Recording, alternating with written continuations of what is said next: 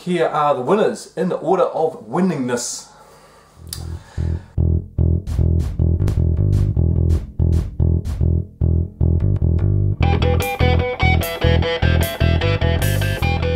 Happy Brew Wednesday! How's everybody's week been? This is James Morgan's table beer. So, thank you James for sending me this beer and also your Belgium Dark Strong. Let's save the yeast in there. Let's get that back up. Save that yeast and we'll put it in a nice little sanitised container, see if we can harvest some yeast out of that. Look at that. Lots of effervescence in it. Now, James called this a table beer, but really it could be a Weizen beer. German puritist laws say that you really have to have 50% wheat in a beer to call it a wheat beer, but this one I believe it has 25% wheat and 70% Pilsner and 5% something else. But let's see how it balances up to the BJCP style guidelines, eh?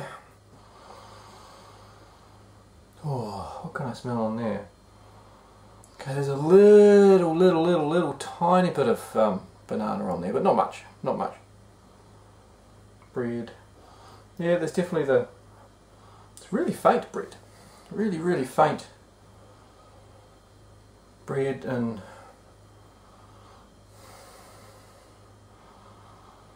yeah, banana's going as I sniff.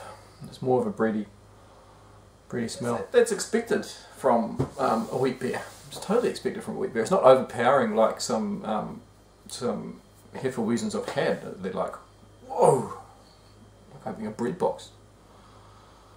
No, that's good. A very slight hint of clove as well, which I believe is in style, and that will be. Let's have a taste. Now the sharpness that is in there, just as I sort of start to taste it a bit more, just that medicinal pull, just that slight phenol off balance. It might be the citrus notes coming through. So let's have another.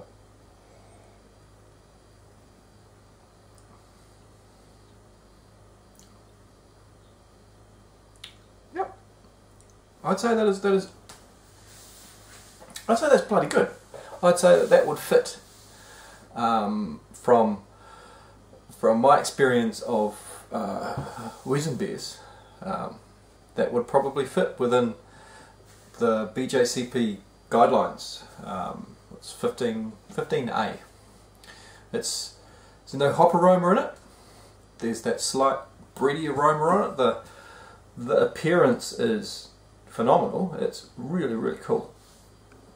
And it's got that taste, that crisp, citrus, tarty sort of flavour to it, and it's dry. It's nice. Yeah, but speechless really. That is quite an outstanding beer, James. I think you have brewed an exceptional beer. Now this has got Styrian Golding hops in it, so there's not a lot of hop flavour in it, which is expected in the style. Not a lot of hop aroma, which is good. What would be interesting is actually to hop the buggers out of it. You know, hop this little puppy out. I know it would take it out of style, but hey, it would be interesting to see what happens if you threw in a bunch of some passion fruit aromas, some stone fruit aromas in it. Some Columbus, some Chinook, some Citra. Ooh, some Centennial, why not? We're throwing in sea hops. And just bang it and make it a hop bomb. That would be quite interesting to see what happens. But in saying that, it would take it totally out of the BJCP style guidelines. So you couldn't enter a competition. But you could enter this into a competition quite easily. I think it's stunning. Good job, James. Cheers. The smash off is smashed, and it's off and it's finished.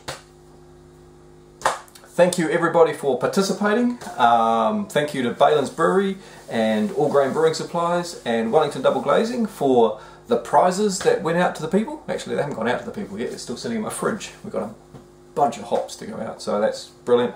And we've got some cold hard cash as well for the winner. So here are the winners in the order of winningness. We have Braden with his Citra, which received 124 points in the voting system. We then have our very own Grant Baker at 108 with his Chinook Smash Off. Following that closely in third place is me. Pat on the back for my Warrior Smash, and I got 90 points for that. For the rest of them, I'll just call them out by their hop name. We have Northern Brewer hops, 88, SARS at 87, Orbit at 82, Motueka at 75, Pacifica 74, Wakatu at 56, Kahutu at 36, Rewaka at 25, and Cascade at 20. Now, unfortunately, the Cascade bottles, the capping wasn't quite right on the bottles, so when we got to taste the beer, it had got a little bit funky. It had lost a bit of its aroma, etc., which was unfortunate, but still a job well done. It was still a great beer. So that's the Smash Off done. We've done it. It's finished. Braden, the winner, who will be the proud recipient of a whole bunch of hops and some cash, has been tasked with coming up with the next challenge. Clue. So yeah, he sent me some details and his ideas about what the next challenge should be. Once we have all the details for that sorted out, we'll announce it and we'll sort out what our next competition is, which will be great. Keep these competitions rolling on in. Now, I still want to do a lambic competition, so the lambic competition, however, I want it to be global. Okay, if you're going to spend 2 years looking after a beer, it can be a global competition, I think. So, calling out some of the brew tubers out there in the States, I know Dan ABA in Vegas, you may be interested in doing it. SJ Pora, I think you've been playing around with some lambics as well, haven't you? Some brackets and some meads at least, they take a while to brew. But yeah, if people are sort of interested in doing a lambic competition, a worldwide lambic competition, then drop me a PM in this message about it, or just comment on the message about it, and we'll just sort of see what kind of feedback we get, and see if it's worthwhile pushing on forward. What else has been happening? The test rig for the PCC, the Parallel Counterflow Chiller. So this was my little dummy rig that I put together on the weekend, just to make sure that my PVC connections were going to withstand the temperatures of hot wort running over them, and also they could handle having 1/2" MPT fittings screwed into them, and they can. So all the bits that I've used to produce this have all been available off the shelf, which is one of my main goals for this project, is to actually come up with something that is an off-the-shelf product that you can build. So all the glues and everything that have been used, you can easily buy from plumbing supplies and hardware stores and stuff like that, so that anybody can make one of these. And as I've been going, you may have noticed I did a tip in 5 minutes on how to drill out a compression fitting. Or as I go, I'll be doing those little videos on some of those little tricky bits, so that we've got that to refer back on how to put these little bits and pieces together. But anyway, I sat this with some boiling water and ran boiling water in one end and out the other, and cold water in one end and cold water out the other, and I didn't get a leak. And I ran it for a good 45 minutes with enough boiling water to heat up the connections that I couldn't touch them, and the PVC glues held up alright, the PVC tube held up alright as well. Everything is still nice and strong, there's no leaks. I did a quick little pressure test, but I need to do a more scientific pressure test. What I did is I put my silicone hose onto my barb fitting, pumped water into it and closed it off. to see if I could get some pressure in this pipe for it to spring a little leak. But before it sprang a little leak, it blew the silicon tube off. So that's a good thing, because you don't really need to have a lot of pressure in your water that's running through in your counterflow. So if it blows the tube off, it blows the tube off. But I will hook it up to a gauge and actually work out what that pressure rating is, so that you are aware that if you pump water in it and you close off a valve, that as soon as it gets over to, I don't know, say 20, 40 psi, you might end up getting a little leak somewhere. Because I don't want to tell you to build something that starts to leak because you put too much pressure in it. But yeah, so that's that. Next step is get some cash. Donation's totally welcome, to build the big model and see how the big model is going to work in actually cooling beer down.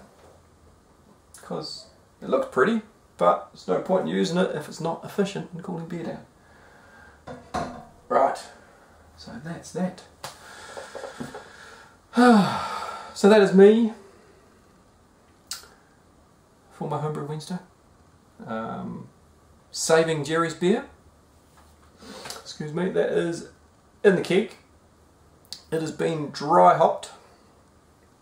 I've had another taste of it. It's definitely nothing like James Morgan's beer. Which is stunning, by the way, James, if I didn't say that earlier on. I've tasted it, it still tastes like homebrew, but when I say it still tastes like homebrew, this is homebrew too, but a stunning homebrew. It tastes like a kit beer.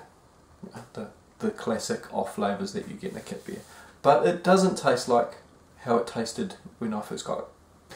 So the maltiness, the strong malt backbone profile has been pulled down, and there's been some hops pushed back up into it again. But there is still some oxidization that's in there. The DMS is not there anymore, but we'll see. The proof will be in the pudding. The pudding being Jerry, and whether Jerry likes his saved beer. If he doesn't, no harm, nothing lost, nothing ventured, nothing gained. So anyway, happy Homebrew Wednesday everybody. Cheers to James Morgan for sending me up some beers. I will be cracking open your Belgium Dark Strong in the not too distant future. This tastes pretty damn good. I'm looking forward to the strong version.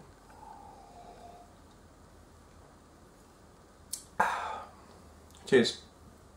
Have yourself another one.